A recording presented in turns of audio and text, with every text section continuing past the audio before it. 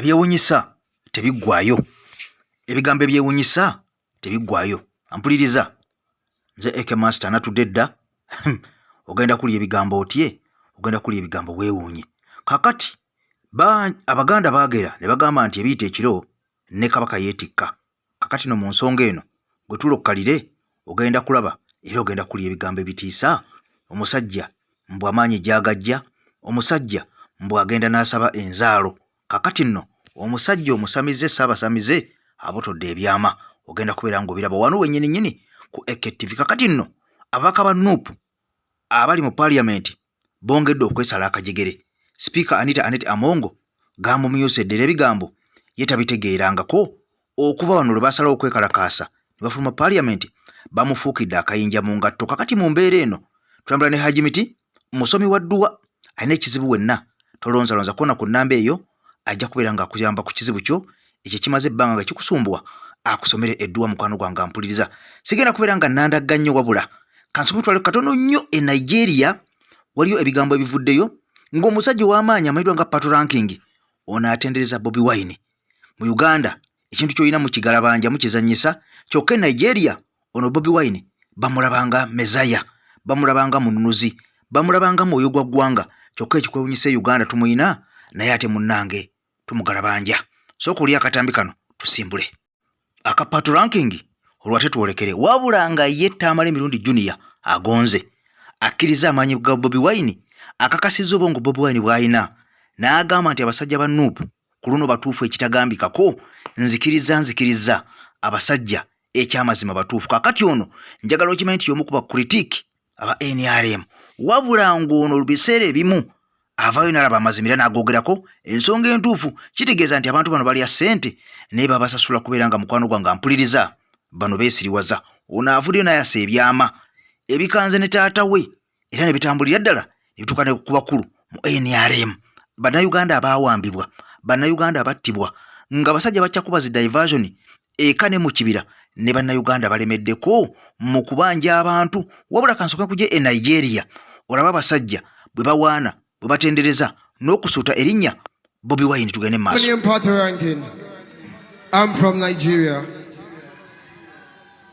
representing Africa tonight. Big up Bobi Wine. It's big up Bobi Wine. Big up Bobi Wine. It's big up Bobi Wine. Tusumuludde kati katwolekere oli abasajja gye bajja amaanyi mubalaba misana ne mbatenda ne mbalaba mu mamotoka ag'ebbeeyi ne mbalaba mu makalina ag'ebbeeyi naye nga abasajja balina gye bajja amaanyi. Abasajja bagenda ne basaba enzaalo wabula nga sinabakwera nga nkutuusaawo. Kansookere wa Tamale emirundi Junior ono akakasizza nti abasajja ba Nuupu basajja bagezi. Akakasizza nti Nuupu kye kibiina ekiri organized mu kubanja bannayuganda. Ono yegasse ku Nuupu n'agamba nti bannange ekimala kimala, ekyamazima sente tuzirya naye amazima tulina okubeera nga tugalaba. Ono avuddeyo n'agamba nti abasajja abeekalakaasa ababanja abantu batuufu 100 ku 100, 100 ku 100 wadde ndi wa NRM. Bannayuganda abawambibwa baliwa abawambibwa mu kalulu, baliwa abawambibwa mu kampeyini, abamu battibwa, ababatta baliwa, emmotoka ez'abatomera ziriwa. Kakati nnono Aleese Bwino katumuwulirize ebitalina makulu tetubiwa makulu.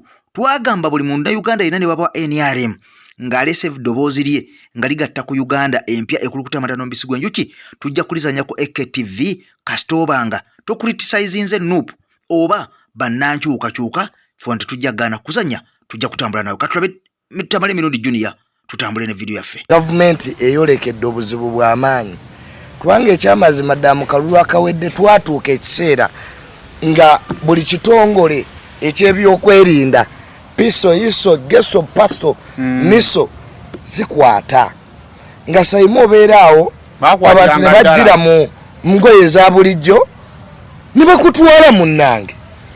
Aba ne basigala nga tebategedde na kutegeera abakututte byakwerinda oba bantu sekinnoomu. N'otaba drones ezaakozesebwanga okutwala abantu nga drone si emmotoka constitutionally representing ebitongole ebikuuma ddembe. Kati awo accountability yafuuka nzibu.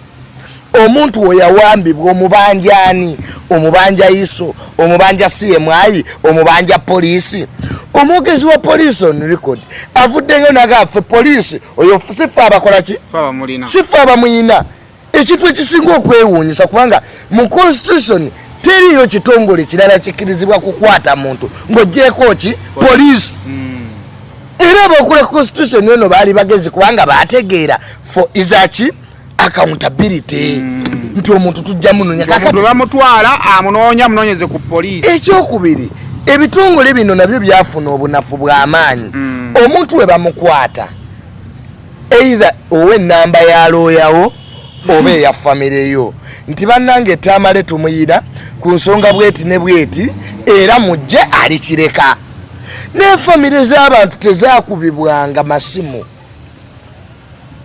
kate president ne minister because that's internal affairs yeri direct the police mwegwa ne minister of internal affairs general Otafire actually minister ejudde mba general boka ne general Mohozi the former army commander nalimba subira bajje mu parliament kwasigwe gwali omulundi okuteesa ensonga eno ku flow nga kyetwagala bakole bebayina government beyina babasome no position erete list yayo tutandika okukola ki okutiikinga kuba nogamba nti mu modern day Uganda abantu baabula era ubeera obuvunanyizibwa bwa government baabula baalagawa government either ino kwa accounting ati ono yafa exactly musibe oba ali weru wa ggwanga webale nnyo kyovala babo enfulumo gwemba nfuluma bakubamu ne babalandira kati seimota kyali mu ggwanga kwa kyovula lwaki tusasula emisolo gavumenti etukuume kale ate tutuuka ne tubaga tewange gundi yabula lwaki ate muba mugamba titetujja bikolako so bano batuufu bano ba Bob Wine batuufu ekyokubiri era ekisinga obukulu ekisinza okuneewuunyisa kyeneewuunya mpaka nakati mu kalulu we baakuba abantu amasasi president yagamba nti stray bullets bali 22 abakuba amasasi mu butanwa agawaba stray bullets ne president lete yatwala buvunanyizibwa kusiba baakuba oba stray bullet bagikwata mu mateeka bagikwata era byebimu ku bituleetedde obuzibu nti ze sanctions zolaba because okay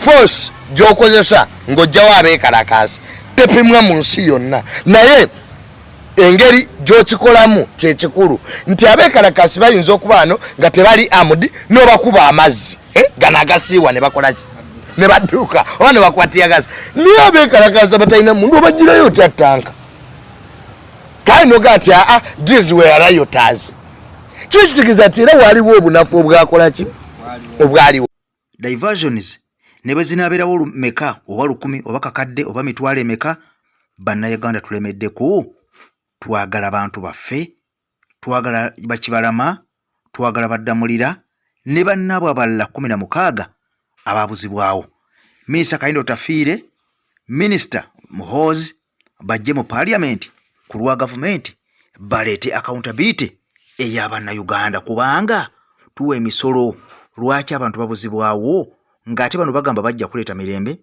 bajja kununula bannayuganda bajja kukuma bannayuganda kaakati bano baliwa kaakati nno omubaka ow'ennakaseke omulala Aleese Bwino Omukambwe njagala ne tusooke tumuwulirize kubanga guno omukutu gwankyukakyuka saagala weerabire mukwano gwange ampuliza gwa muntu oyo anyigirizibwa tetuyinza kulekayo obubaka buno ne tubuleka muguluka nga bannayuganda tebabutegedde kyova olaba tusoose ne tugenda mu bubaka buno obwaffe obw'omukutu gwaffe guno gwennyininyini ogw'enkyukakyuka bannankyukakyuka banyigirizibwa era vidiyo nkusaba gimpeera ekigalo era omupya nkusaba subscribinga tutambule ffenna mu wakaafu ow'omuntu wa wansi y'ensonga lwaki nsazeewo sokonkuba omubaka ono honorable ow'ennakaseke atali lutamaguzi asooka akuwa ebigambo bino ebizito kakati bwe tubivaamu nkutwa direct ew'omusajja amanyiddwa nga Bujingo ebimukwatako ebyama ebyekiro atambula atya ekiro ayambala nga hajati yeebikkirira naye abasajja bagamba nti tukulaba ng'ozze okusaba enzaalo tukulaba ng'ozze okusaba enzaalo tukulaba ng'okimya amaanyi kakati nga sinaba kubeera nga nkutuuse eyo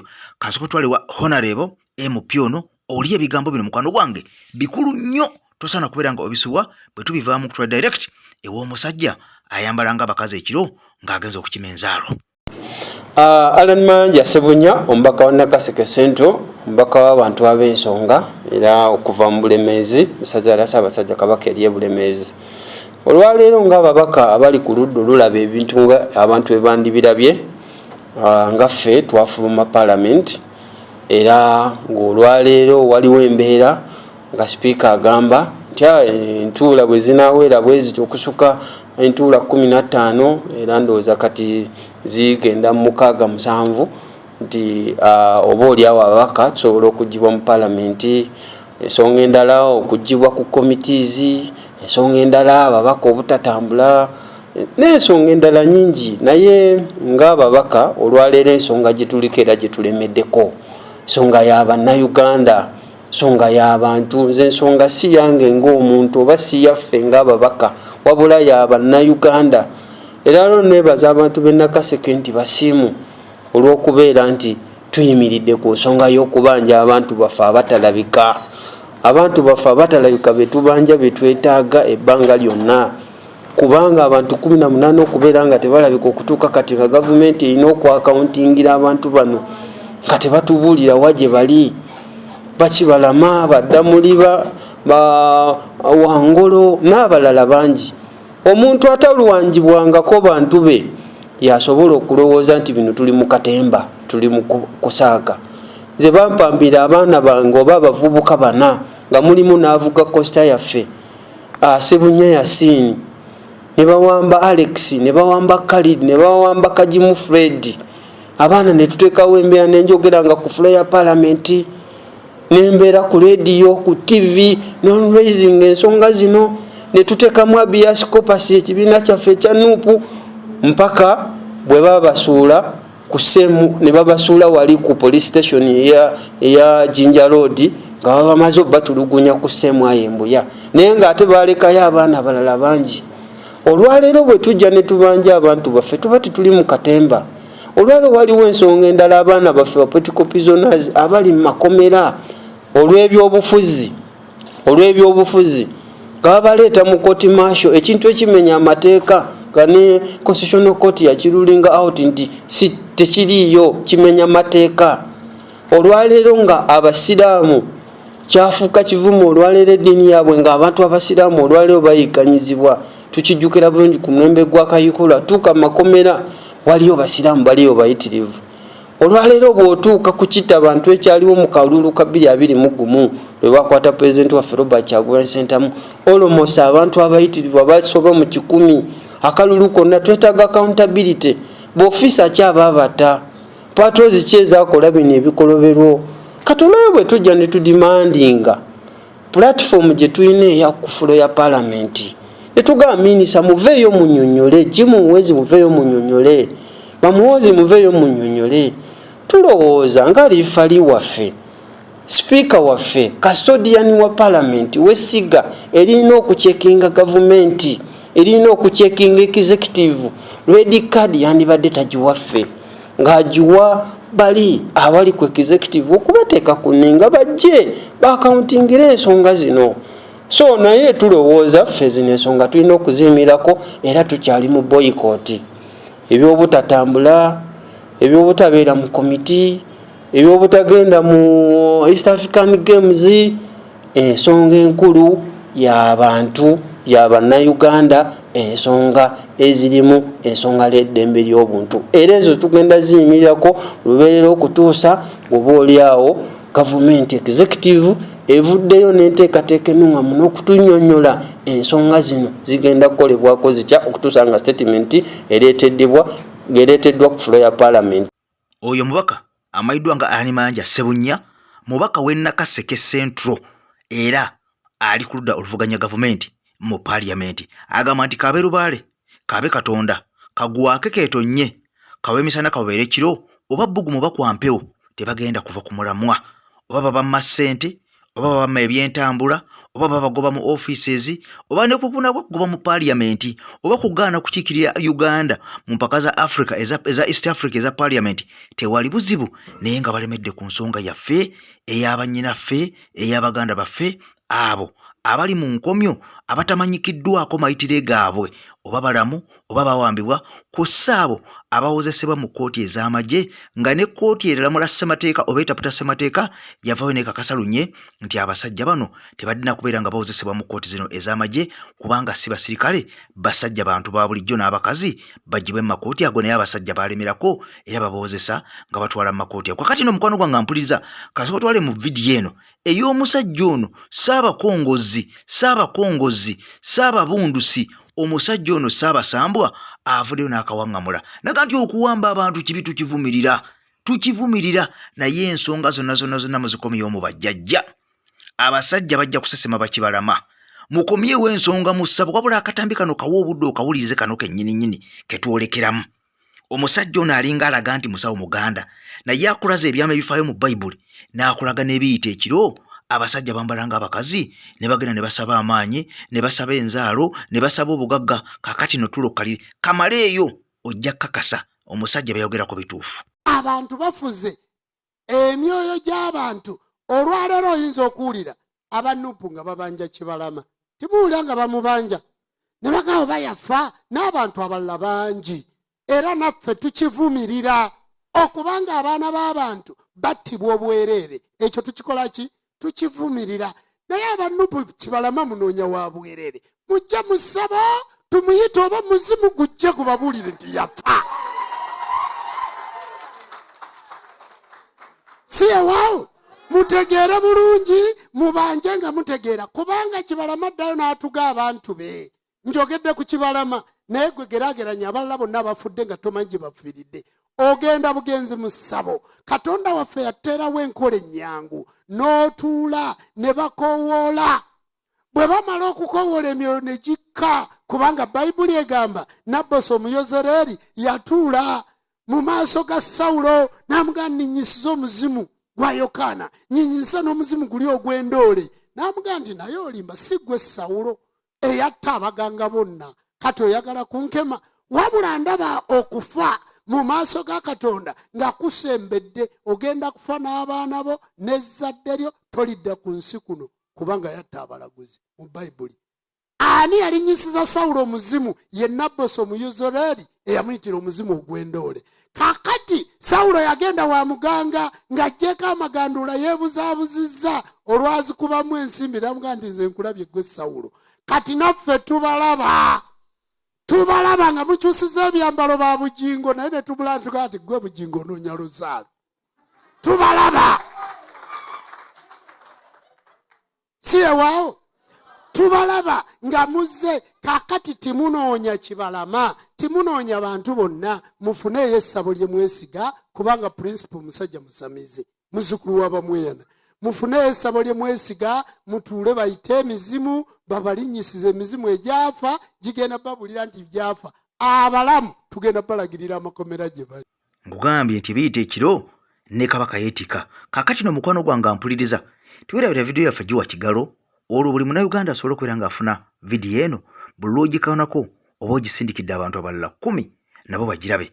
Kati teweerabira mukwano gwange ampuliriza kugikoona kubanga oli mpya teweerabira kusubscribinga ate teweerabira koona kade tutambule ffenna mu waka waffe ow'omuntu wa wansi. Abasajja bano tulina okubeera nga tubalabisa eka ne mu kibira kubanga twagala eddembe lyaffe nga Bannayuganda. Kakati nno waliwo akatambi akasembayo kansala owa Kiso eyakuba bakansala banne emiggo egyaboosa n'omuliro.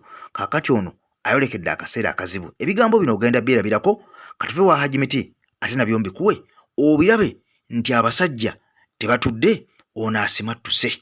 Nze Hajimiti omusomi w'ekitabo era omusomi w'edduwa nkozesa kyoto kino ekyoto kino kiba kitagombolola lwaleero ku kyoto kuno kunyambira abantu bange buli muntu yenna alina ekizibu kye ojja ku kyoto kino n'osula akabaani nenkusabira buli alina ekizibu naddala mu abali e Bulaaya nompereza amannya naye nga sula mu kyoto kino nenkusembera edduwa nenkujjako ebizibu n'ebiba bikusumbuye walemererwa mirimu ki ddala mu abali e Bulaaya abali mu nsi muno mu Uganda abalemeddwa okufuna visa nantegeeza eri abaana Adamu nkozesa nkofu ku kyoto kuno namala okusindika enkofu eyo negenda ebanja amabanja ge bakubanjiza gonna gwe yalema okufuna okuweebwa Hajimiti nkozesa amazzi ku nnyanja kuno kumulengera ku mazzi wano Hajimiti nga bwenyimidde olwaleero ngokumasira abaana Adamu bompereza ebiwandiiko byonna bye bompereza ng'oli e Bulaaya mbikwata nembizinga ne muwandika kapapula nembisula mu nnyanja nensaba Allah gwensinza asumulule ebyo bye babikulemeredde awa visa agifuna alemedde okufuna omusajja omulungi amufuna nsangibwa ku namba 07528871515. Ampuliriza kansala ono asimattukidde watono. Lwaki asimattukidde watono? Kubanga ebigambo bizze si birungi. Ono babadde balina olukiiko lwe batuddemu. Njagala ojjukire kansala we Wakiso eyakuba bannanuupu emiggo egyaboosa n'omuliro.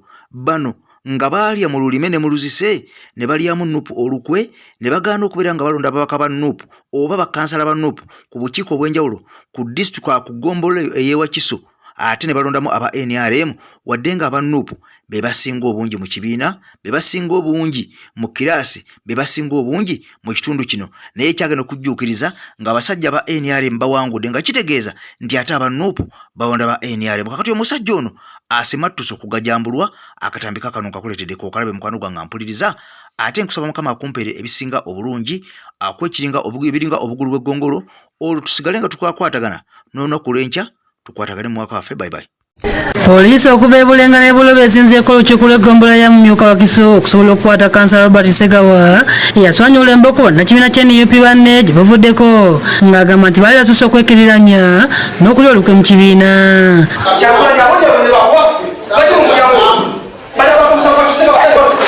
Ssegawa yawabirwa kansala munne mu NRM Emmanuel Tiwijuka muno yasookerwako okuswanyula emboko.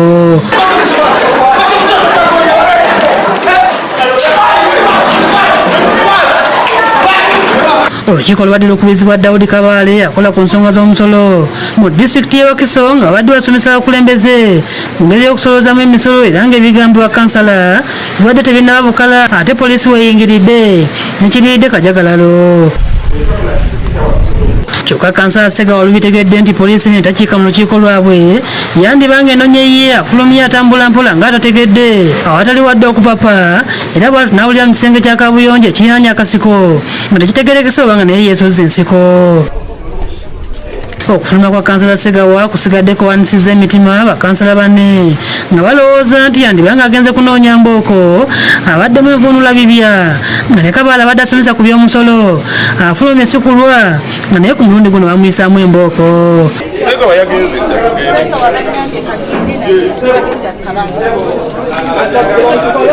Bannakibiina kya NUP abaddewo okubadde Daniel Batebya batabukidde kansala Tibeejuka nga bamunenya okuleeta poliisi mu lukiiko so nga abadde amanyi bulungi gyasobola okusanga kansala Ssegawa.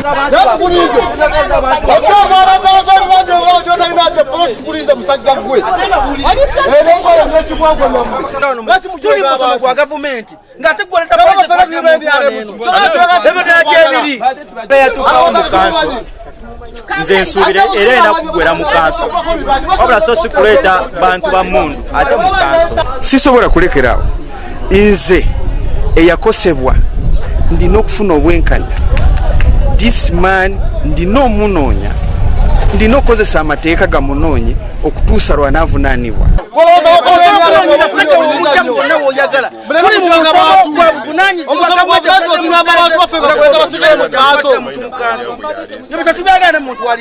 Poliisi egezezaako okunoonya kansala Ssegawa mu kasiko nga buteerere era wano erinnya kabanga liyaayo ne kansala Tibeejuka n'alinnya ne beeyongerayo.